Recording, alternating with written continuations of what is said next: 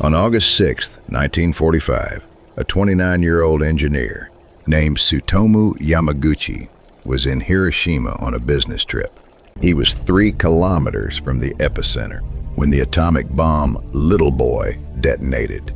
The catastrophic blast ruptured both his eardrums, severely burned the left side of his body, and blinded him. Against all odds, he crawled to a shelter and miraculously survived the terrifying night. The next morning, he got on a train. Despite his horrific injuries, he bandaged his burns and felt a strict duty to get back to work in another city. That city was Nagasaki.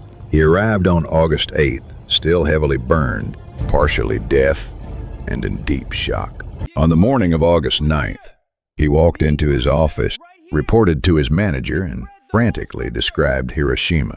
He explained how a single bomb had destroyed an entire city in one blinding flash.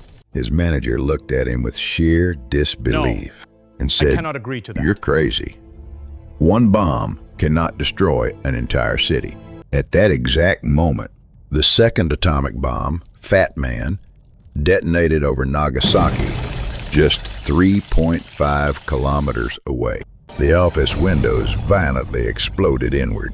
Yamaguchi was thrown to the ground for the second time in 4 days. Incredibly, he survived again.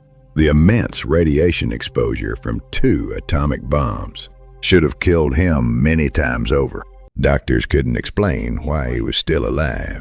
His body simply refused to stop living. He quietly returned home, raised his family, and stayed silent for decades. Then in 2006, he finally decided to speak. At 90 years old, he traveled the world to make sure the horrors of nuclear weapons were never forgotten. He spoke to the United Nations, delivering one final message: "I am the proof of what they do to a human being." He died in 2010 at the age of 93. The man who survived 2 nuclear bombs outlived the men who ordered them dropped. Follow Moment X.